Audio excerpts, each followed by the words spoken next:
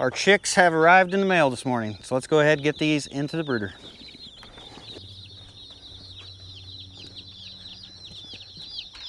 So here in our barn, this fenced in section right here is our brooder. So we got the brooder already set up with our heat lamps and pine shavings. Let's see what these chicks look like. So I ordered 25 Cornish cross chickens from the Cackle hatchery, and it looks like they're all alive. That's good. They're so tiny at this age. So we gotta get them in there, dip their beaks in the water so that they know where that is. Come on. Oh yeah, drink up.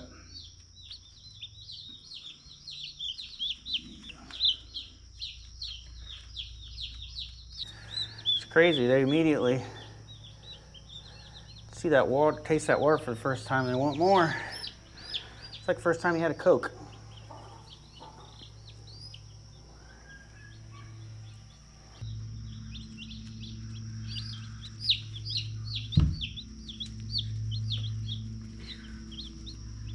So this was an order of 25 Cornish cross meat birds from the Cackle hatchery, and it looks like they ended up sending us 27. So they sent us a couple extra in case we had some die. I'm gonna go ahead and use a temperature gun, an infrared temperature gun here. I'm just gonna see what the temperature is under the heat lamps. So I've only got 2 heat lamps going right now. I've got a third one that I can plug in. So that one, about 102 degrees under that one. This one was about 97.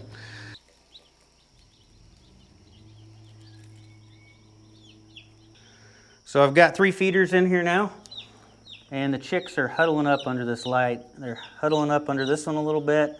I did lower both of them, but I think I'm gonna have to lower them a little bit more. All right, ended up lowering it again. You can see they're not huddled up as tight there or there. So I think they're all good now. So now that the baby chicks are all set up in the brooder, everything looks fine there. We're gonna go ahead, what we're gonna be doing today is actually building a pig shelter. I think we're gonna be picking up our pigs, our feeder pigs tomorrow. So we're always doing last minute things around here. It seems like we're always chasing the next animal we're gonna get. We're always preparing for the next animal.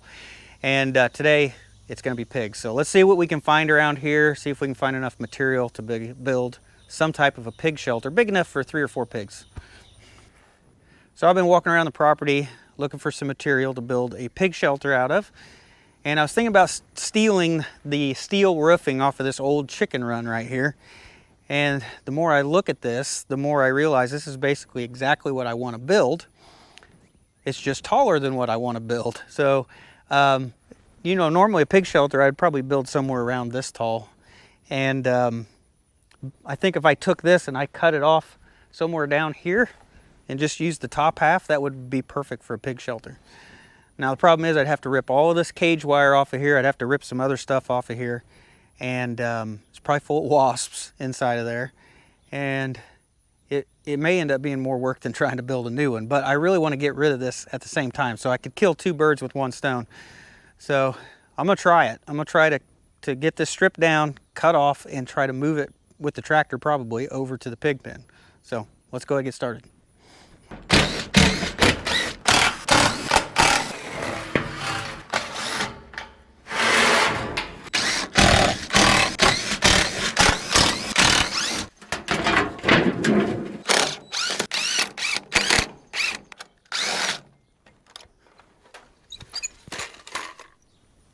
This is where I get stung. That's 1.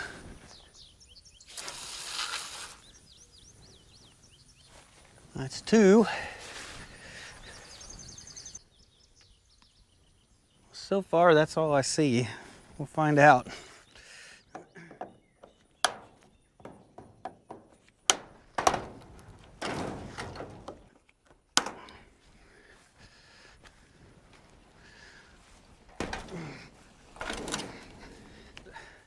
So I'm trying to take off this hardware cloth. I'm trying to actually save as much of it as I can, so maybe I can repurpose it later. And this right here, I believe this going around this edge right there is actually buried into the ground. It is stapled to the bottom board and it's buried in the ground. That's gonna be a lot of work. So I'm just gonna take an angle grinder and we're gonna cut it off as close to the bottom board as possible. And then hopefully we'll be able to roll this up. We'll still have like a 3-foot wide roll of hardware cloth we can use on something else.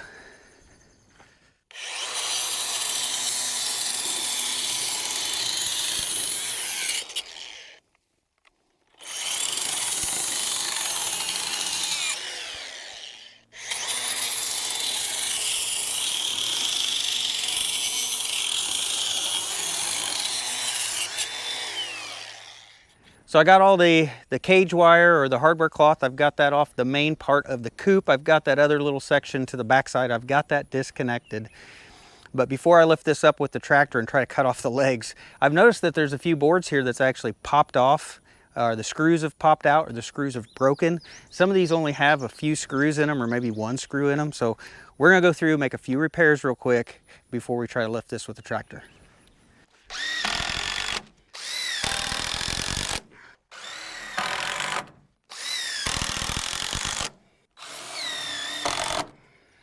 So I've put several more screws in this structure, trying to make it more stable so that it doesn't fall apart when we try to lift it. And I still think it's a little bit shady, a little iffy. So I went back, I found a few 2x6s, and I'm gonna add those around the bottom of the legs, right where we're gonna cut it off. And I think that those new 2x6s, and they're treated, I think they're gonna help stabilize it a little bit better. And then we can come in here with the tractor. We'll actually lift up on the roof just a little bit, and then we'll cut the legs off, and then hopefully we can carry it down the road without it falling apart.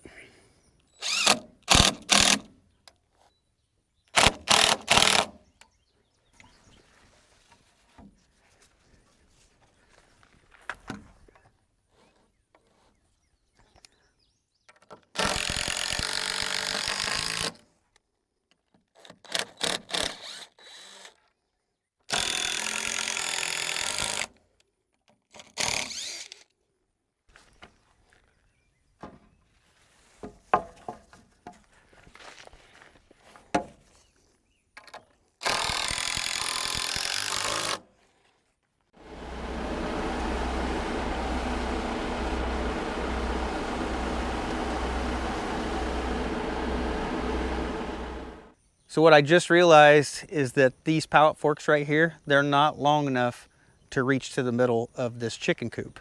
So these are 48-inch pallet forks, and this structure is just over 8 feet. And with the overhang on the roof up here, there's no way I'm gonna be able to balance this load. It's gonna be heavy, and it's gonna wanna tip off of here. No way I'm gonna be able to carry this with these short forks. So what I really need is some pallet fork extensions, and I don't have some. I've been wanting to buy some. So I think I can go weld up some pieces of metal and make kind of a homemade fork extension so that I can reach a little bit farther, and then hopefully I can get this picked up. So I went back to the pole barn, and none of the metal I had was big enough to slide over the forks. So after about 5 minutes of brainstorming, this is what I came up with. So I've got some 2-inch square stock here, and then I just have a C-clamp holding it onto the fork. And that makes it stick out like another, probably at least 3 feet on this one, maybe 2.5 feet on the other one. So I know a lot of people are gonna say, oh my goodness, you know, that's such a simple solution to your problem. And then I'm gonna have other people that's gonna think, oh my goodness, that is so unsafe, that it's not gonna work. You're gonna bend those, it's gonna fall off. I guess we'll wait and see what happens. So after thinking about this, when I was trying to grab that from the front, my pallet forks almost needed to be tilted down to pick up the roof, right? So what I've come up with after thinking about it, the best bet is to actually grab it from the back side. That way my pallet forks are actually tilted backwards when I try to pick this up, and it'll help hold the load a little bit better. So we're gonna go ahead and try it with these new these are 2-inch square tube. This one right here is 1/4 inch thick. That one back there is only 1/8 inch thick. So we're gonna go ahead and see if I can get the tractor around and under the roof so that we can try to pick this up. All right, just to make all you guys feel a little bit safer about this, a little bit better, I added a second clamp to each one of these. So there's 2 C-clamps on each one, so hopefully that'll help make these stay in place a lot better. So now let's test this out and see what happens. They're all excited. Yeah. So here's my help. And it seems like she's helping the steers more than she's helping me right now. She came out here and the first thing she did was start messing with the steers. She's feeding them walnut branches. They love them.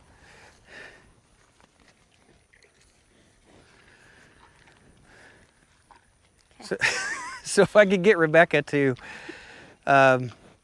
ignore the cows for a few minutes, and then maybe she can help line me up as I try to get this underneath the old chicken run. See if we can, because the sticks are way longer now, right? So it's gonna be really easy to accidentally jam something. He's hard to ignore. Oh my goodness. He's like gonna eat your arm, I thought for a minute.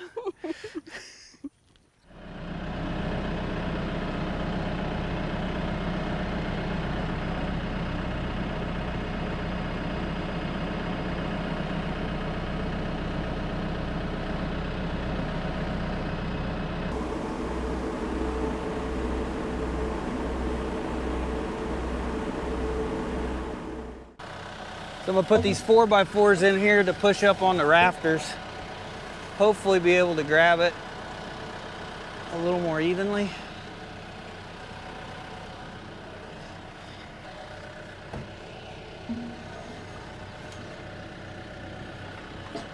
Definitely grabbing a lot more forward than I was earlier. I'm gonna go ahead and lift this up, press it up against the roof before I cut the legs off.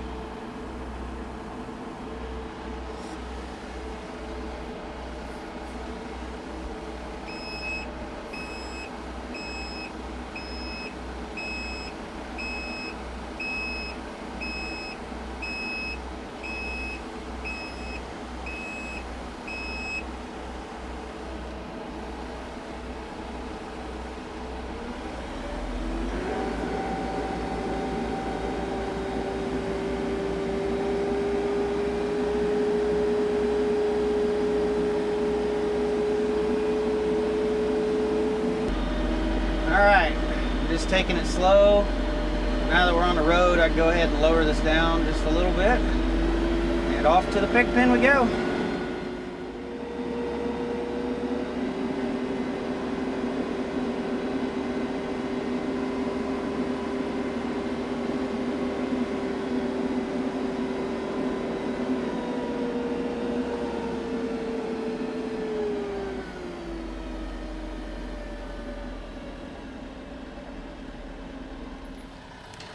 It's a good thing that we ended up buying a 10-foot gate because that should fit right in.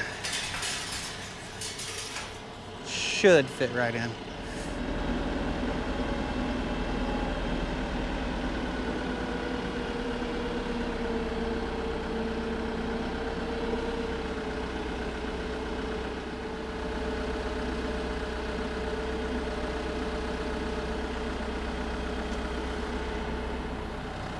I'm just curious whether we can actually shift this.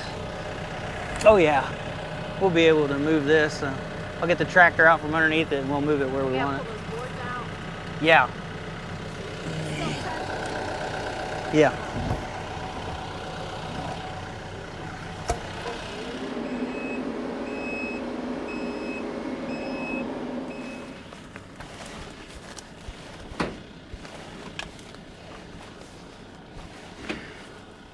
Might be able to. I think I can get it.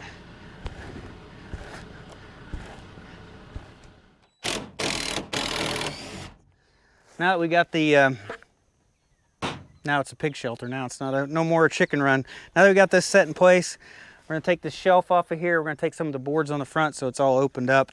I just kind of left this all together so it was a little more structurally sound when we moved it.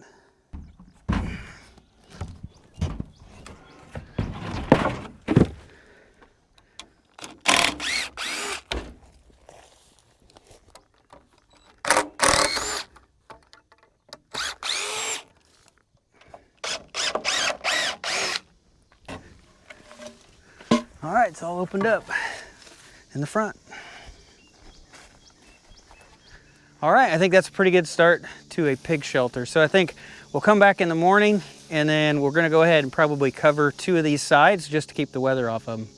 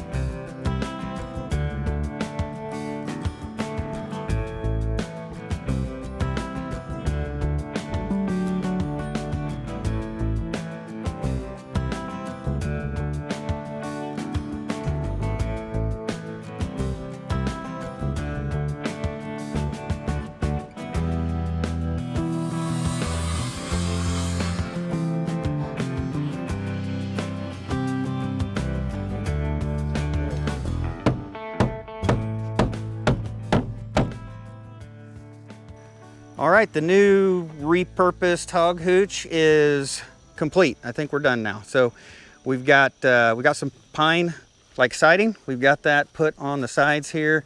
I also leveled this up this morning before I attached anything. So I got it all level first thing, then went ahead and put on this pine. Now this is left over from our log home build. It's pretty dirty, nasty stuff. This was sitting outside under a tarp and the ants and the bugs and everything got in it and started eating on it. And it's a little bit, you know, got a little bit of black mold on it. Nothing you want to use in your house, but perfect for these livestock projects. So we've got 2 sides covered. That should protect from the weather from the north and the west. Got a little bit of opening here. Hopefully get a breeze through here with these 2 sides open here. That side opens up into the very shady, thick area back there. And I think that'll work out great. We'll probably just throw a little bit of like bedding, some old hay in here for them to be able to sleep in, and I think that'll work out great. So I just made one more change. I added a 2x4 along the back here on the inside, and I added another 2x4 on this side over here. And that's just to give the pigs something to push up against or rub up against, and they're not pushing on the pine and maybe breaking those pine boards off. So that gives a little bit of a barrier between it and the pine boards. And then I think it's gonna work out pretty good. I think it'll help it last a little bit longer. So now that the new used hog hooch is complete, I think we're ready to get pigs now. So we've got this small area fenced in here to get feeder pigs. We still got to complete the electric wire that's gonna go encompass probably about a full acre, I'd say. Say it's gonna end up being about a full acre with electric fence for these guys to run once they get a little bit bigger. But this is going to be a perfect pen for them while they're small. So we just got to get a little hay for bedding, get the garden hose hooked up to the water tank over there, and we're ready to go. So that will be in the next video because we're going to get the feeder pigs this afternoon. So, so that's it for today's video, guys. So thanks for watching. I'll see you in the next one. Quick update on the chicks. It's been 24 hours now. And they're all still alive. Really good luck so far. So cross our fingers. So last time we had a lot worse luck. They actually took 3 days for them to ship, and they were more fragile, lost quite a few. This year we got them in 2 days, so I think that really helps if they get them shipped quick.